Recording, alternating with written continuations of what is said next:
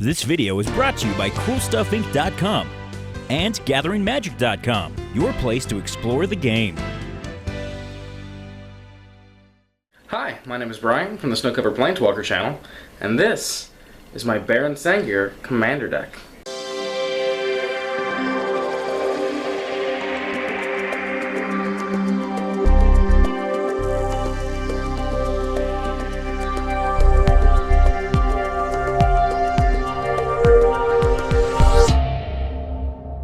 So we're off to a pretty non-traditional start here for the Commander deck's deck tech.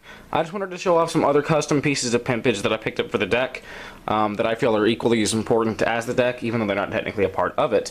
One of which being this custom hand-painted, this custom wooden deck box that was hand-painted for me by Geek Goddess Creation on the Facebook group, MTG Altered Art, or whatever the exact title is. We all know the Altered Art Facebook group by now. Gorgeous work, absolutely adore it. Then I have a custom life counter done by Spellbound Studios on eBay.com. Just amazing work. Big fan of it. Really brings the flavor of the Baron to the game. Custom playmat with artwork of Pete Ventnor's that I had done. It's an oversized mat, so I can again get the feel of the Baron going on. Oversized Baron Sengir made for me by the Proxy Guy on Twitter, along with an alternate art of Baron Sengir done by Joshua Hernes. Also the Proxy Guy's work, as are the next few tokens. The Bat token for Sengir Nosferatu, and I had two zombie tokens done based off Ishan's Shade, because flavor-wise I wanted Ishan to be somewhere in the deck, and he's terrible and doesn't fit the theme of this deck since we're Vampire Tribal. So I had him done as a zombie token, and I feel that really brings it to life. And also I have a hand-drawn token done for me by my friend Zero. Love this token. Took her a little while to do it. It's kind of hard to draw on these things with pencils, but big fan of it, and I use it as a vampire token, and I just adore it. So, yeah, there's some of the pimpage. Let's go ahead and get into the deck itself. Alright, so this is my Baron Sengir Commander deck. Baron Sengir is actually a very flavorful and cool character in the Magic the Gathering lore. However, he's not a very powerful card himself. The primary reason that I utilized Baron Sengir, or at least originally why I used him, is because when people saw him, it gave them a sense of false hope or false impression about my deck's power level because I'm using such a terrible creature as my general. However, now that the deck is mostly foiled and altered out, it doesn't quite have the same effect that it used to, but I still do tend to get ignored more so than other players. So I can kind of trick them into thinking that I'm less of a threat than I really am. This is a Vampire Tribal deck, however, I more often than not win through use of Exsanguinate or Blood Tribute mixed with Sanguine Bond. So, I more or less drink my opponents more than I do bash in their face. But Baron Sengir is a 5/5 for 5 and 3 black. Flying, whenever a creature is put into a graveyard at the same turn to deal damage by Baron Sengir, put a +2/+2 counter on him. He can also tap to regenerate another target vampire. So he's not bad, he's just not the best. Options like Drana, the new Kalitis, or pretty much anything else would be a better commander, but I don't think they're nearly as fun. Also, I feel like people get too carried away with Commander and try to get more too competitive and spiky with it, when generally I feel it's more laid back and casual, at least the multiplayer side of things. If you're into dual Commander or tiny leaders, then you're into a more competitive environment. But I see multiplayer Commander as a more laid back and casual format, where people play the cards they want to play and that they like. This Baron Sengir Altar was done by, let's see here, D-Star Seller on eBay, so if you want to check them out, you can. Let's get into the deck itself. So we have Urborg and Cabal Coffers. We're in mono black, so we want to ramp as much as possible. And every mono black deck would like to have these two cards, I believe. There may be some decks out there that don't care about it. We can just generate a lot of mana, and very often I'll tutor for one or both of these pieces. Crypt of Agadeem. Late in the game, this can just produce a very large amount of mana due to people board wiping constantly. So it's just another source of ramp that we can use. Nykthos, Shrine to Nyx, another great land for ramping our mana. Our devotion does tend to get pretty high, and Nykthos just becomes another very valuable land. All of these lands pair very well with Deserted Temple. which you can tap for a colorless or pay 1 and tap to untap target land.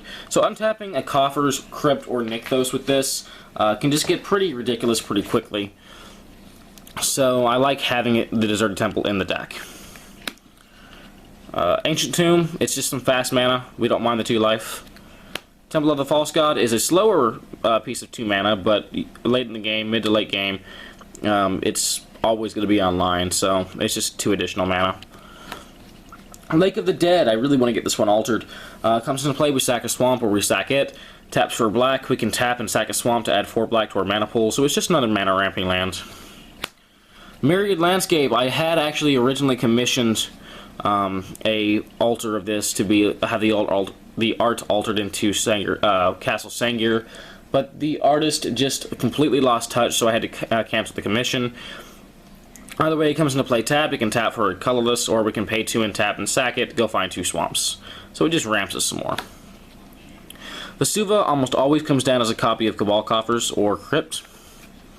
Thespian stage usually becomes a copy of Cabal Coffers. However, it can also combo with the Dark Depths that we have here. So we can make ourselves a free 20/20 flying indestructible. Cavern of Souls, it is foil. It's just the Innistrad foils were really non-reflective. You can kind of see it. Maybe, if I hit it in just the right light. Anyway, making our vampires uncounterable seems like a good way to go. We're in a tribal deck, and I think every tribal deck would like to have the Cavern. Bojuka Bog, there are so many problematic graveyard decks in the format. In my meta alone, there's Hannah, Ship's Navigator, Marin of Clan Nel Toth. There was a Felden deck for a very short while, and actually I think there is still a Felden deck in a play group down in Mount Pleasant whenever I go down there to play. So having a way to just shut them down is invaluable to me. Reliquary Tower. We may not be a blue deck, but there are still several times when we can just have a gigantic hand.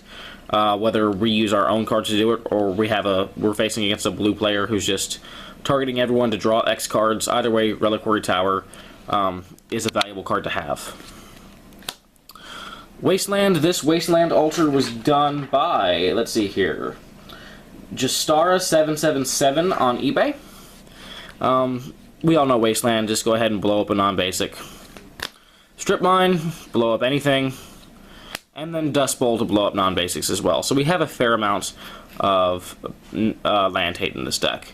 And then we have 1, 2, 3, 4, 5, 6, 7, 8, 9, 10, 11, 12, 13, 14, 15, 16, 17 basic swamps, and they are all the Onslaught 342, which use Pete Ventnor's artwork because Pete Ventnor's is awesome.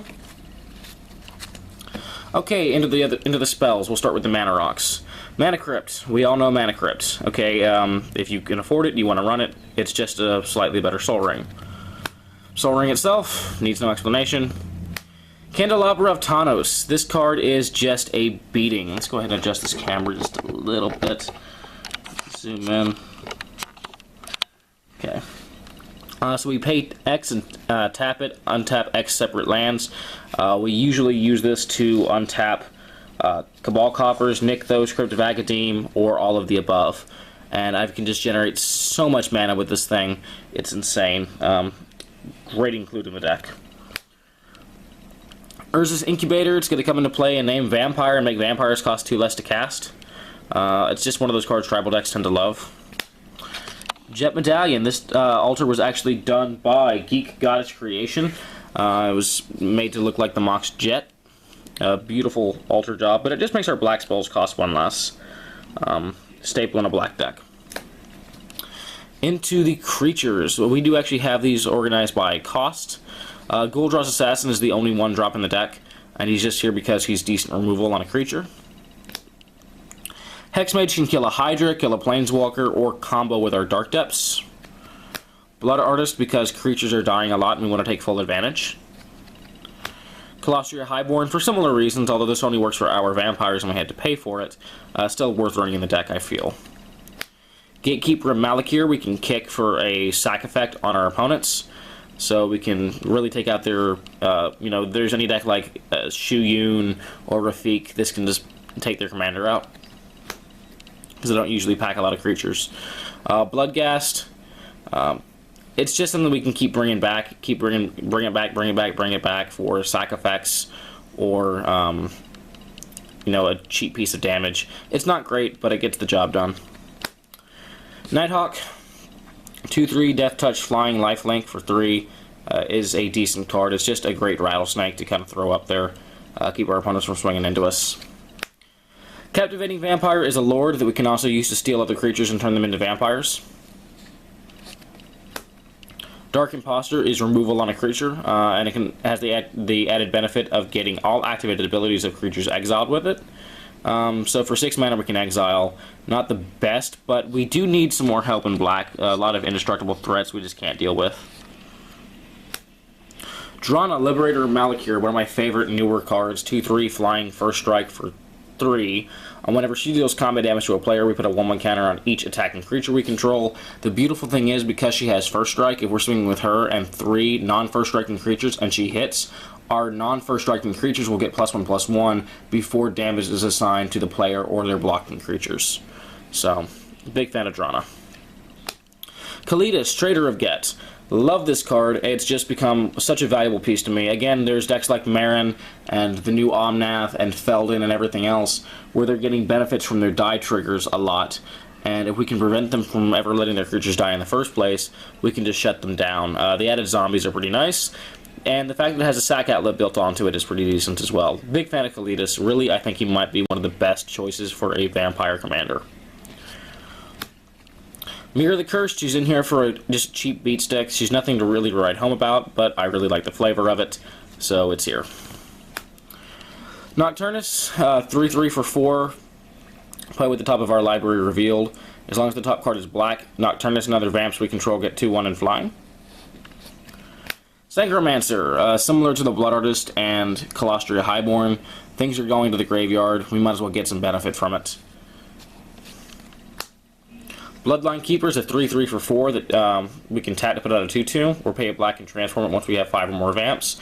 Once we do, it transforms into Bloodline Keeper, which is a 5/5 flyer that pumps our other vampires 2/2 and still makes vampire tokens.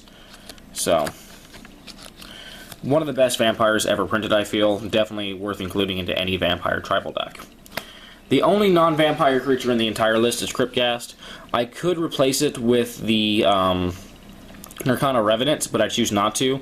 Crypt Ghast doesn't draw nearly as much hate, and I'm never going to be swinging out with my mana doubler, so I'd rather just leave the Crypt Ghast in here. Yeah, it doesn't pair well with the Anowin that's in the deck, but regardless of that, I feel it's just a better choice for the deck. And the added Extort is nice. Sengir Nosferatu is actually one of my favorite cards. It's a flavor win for the deck's commander, but also its little blink effect can make it fun to use during combat, because we can just block with it, blink it, then turn it back, and effectively fog a single creature for 4 mana. Nothing super impressive, but still decent for mono black. Drana is just removal on a stick. I don't really have to talk about her too much. Sengir Vampire is in here 100% for flavor. I don't care how bad he is, he stays in the deck. Malakir Bloodwitch is a 4/4 flying pro-white, which in my meta is relevant. When she comes into play, each opponent loses life equal to the number of vamps we control, then we gain life equal to all life lost this way, so it can just cause a massive swing in life points. Big fan. Bloodlord of Vaasgoth has Bloodthirst 3 and gives our other vampires Bloodthirst 3. Seems pretty good. Anowin the Ruin Sage is one of my favorite creatures to tutor for. We can just, every upkeep, make an opponent sack a non-vamp creature. The only thing that this can ever hit for us is our Crypt Ghast or possibly zombie tokens put up by Kalitas.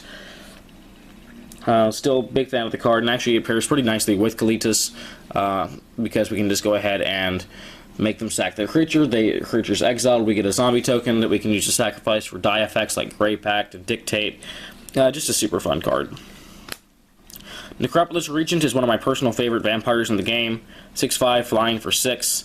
Whenever a creature we control deals combat damage to a player, we put that many 1/1 counters on it. It gets out of hand quickly, and I highly advise killing it off as soon as you can. Defiant Bloodlord is one I put in here to test out, and I've actually really been liking it. Having a Sanguine Bond on a stick is actually pretty nice to have. It is expensive at 7 mana, but I've actually really been liking it in the deck. It may get the cut later, but for now I think it has a good home here. Whew. Okay, taking a breath, and next we have the only Planeswalker on the deck, Sorin Markov. I've been debating putting in a Liliana of the Dark Realms for the mana ramp, but it just feels like such a flavor fail to do so, and I really want to keep the flavor of the deck strong. Again, since that's part of the point of me even having it built in the first place, we utilize Sorin mostly just to put someone to 10 so we can kill them. Bloodchief Ascension. Cards, people are losing life. There's no two ways around it. And the more players there are, the more likely someone is to lose life, and this can get out of hand quickly. So at the beginning of each end step, if an opponent lost 2 or more life that turn, put a quest counter on it.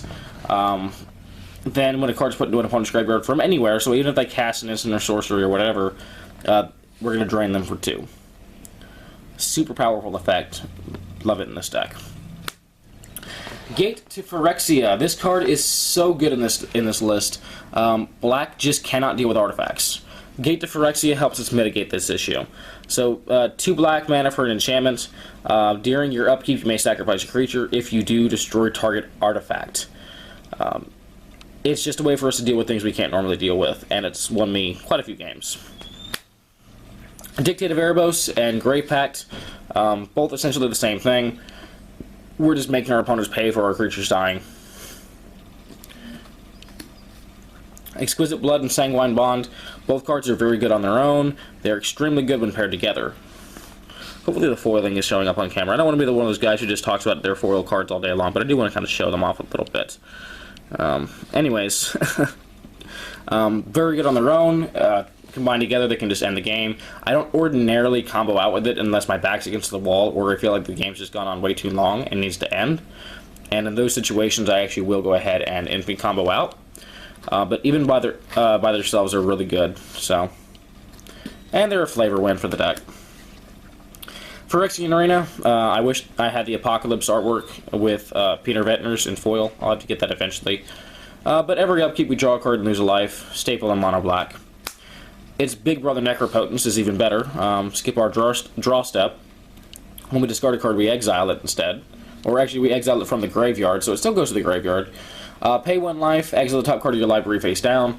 At the beginning of your next end step, put that card in your hand. So it's not drawing, so we don't get blown out by Notion Thief with it like we would with the Arena. And it pairs really well with the Venture's Journal. This is only in here because of Necropotence. It kind of helps us balance it out. No maximum hand size, helps us to not have to discard. And then we can just gain all the life we paid back next turn if we make it there. A little bit risky, but it's actually worked out fairly well for me. Into the tutor package. I didn't actually organize the mana cost of the tutor package, but that's okay. Expedition map. This is going to go find us Cabal Coffers or Urborg the majority of the time. Revelation is my favorite. It can go find us X cards and put them in our hand. It costs X3 and double black. We just generate so much mana that we can activate this fairly consistently. Imperial Seal is just a worse Vampiric Tutor, but still a very good card. Cruel Tutor, it's a way worse Vampiric Tutor, but still a good card. Grim Tutor's a slightly worse Demonic Tutor, and still an amazing card. 3 life, for 3 mana, we go find any card as just a Demonic Tutor. Diabolic is nothing to write home about, but it is still decent enough, and it has still been useful enough to me to keep in the deck. Diabolic Intent is sweet. It's a secondary Demonic Tutor that just costs an additional sacrifice. I have no issue using this at all. Beseech the Queen. We can go find any card with mana cost equal to or less than the number of lands we control. Demonic Tutor, this was done for me by Douglas Schuler. He's doing another one for me that will actually be signed to me specifically. But we all know Demonic Tutor, we all know what it does. Just go find anything. Vampiric Tutor, this particular altar was done by, let's see here, Altered Art by Ice, Ice spelled I-S-E, on eBay. Flavor win for the deck, and just a very powerful effect. Instant speed, go find anything, put it on top. For a singleton black mana. Whew. Okay, catching my breath. Withering Boon, another really great piece of tech in mono black. 2 mana, 3 life, Essence Scatter basically, or Remove Soul. Your opponents never see it coming, and you can just blow your opponents out when you play it. For removal, single target, we have Go for the Throat, Dismember, and Hero's Downfall. That's my preference for single target removal. I don't run any of the Doomblade type effects because the meta is just way too heavily black for anything that specifies non-black. There's just way too many black decks in my meta for that. Toxic Deluge, just the best black board wipe ever printed. All is Dust, there's plenty of indestructibility as well as enchantment decks in my meta, between the Avacyn Angel Tribal that has an enchantment sub-theme, and my friend Justin's Corona the False God deck, which is a God tribal deck. Heavily centered around enchantments. We need some way to deal with them, and black's just not very good with it, so All Is Dust is just a great option to have. Overwhelming Forces we can use politically, so we choose the opponent that probably has the most creatures in play, or just has the best chance of winning the game currently. We talk to everyone else at the table, tell them, hey, I can kill their creatures, but if we do, we need to swing at them before they rebuild. Destroy all the creatures, that player's creatures, draw a bunch of cards, let everyone swing into him and kill him, which will leave everyone else open to be hit by us. Decree of Pain is another amazing black board wipe for 8 mana. We kill all creatures, they can't be regenerated. We draw a card for each card destroyed this way, similar to the Overwhelming Forces. But we can also cycle this one for 3 and double black. When we cycle it, all creatures get -2/-2 until end of turn. Because it's cycling, it can't be countered, and we can do it at instant speed, which is not bad. Let's move on next to Dark Ritual. I really want the Mercadian Masks foil with Rebecca Gay's artwork, but Ritual is just a quick source of 3 black mana. Big fan. Night's Whisper, I did want one piece of instant or sorcerer speed removal, and I debated back and forth between Night's Whisper and Read the Bones a lot. I ultimately chose Night's Whisper because earlier in the game, it can just help us find the land that we need. Exsanguinate, our primary win condition. For X and double black, each opponent loses X life, and we gain X life. So, not just X life, but let's say we Exsanguinate for 15 and there's 3 opponents. They all lose 15 and we gain 45. So it can just really put us in favor to win. Blood Tribute has a kicker of tapping an untapped vampire. It costs 4 and 2 black. Target opponent loses half their life rounded up. If the kicker was paid, we gain life, equal to life lost this way. So combine that with Sanguine Bond or Defiant Bloodlord, and we can just kill one opponent. Last few cards, Blade of the Bloodchief, creatures die, might as well make your vampires bigger for it. Lightning Greaves, we want to protect our creatures. Lightning Greaves is one of the best ways of doing so. And Darksteel Plate is another really good way of doing so. Probably the second best in my opinion, which is why it's also in here. Just giving indestructibility is sweet. And yeah, that is the deck.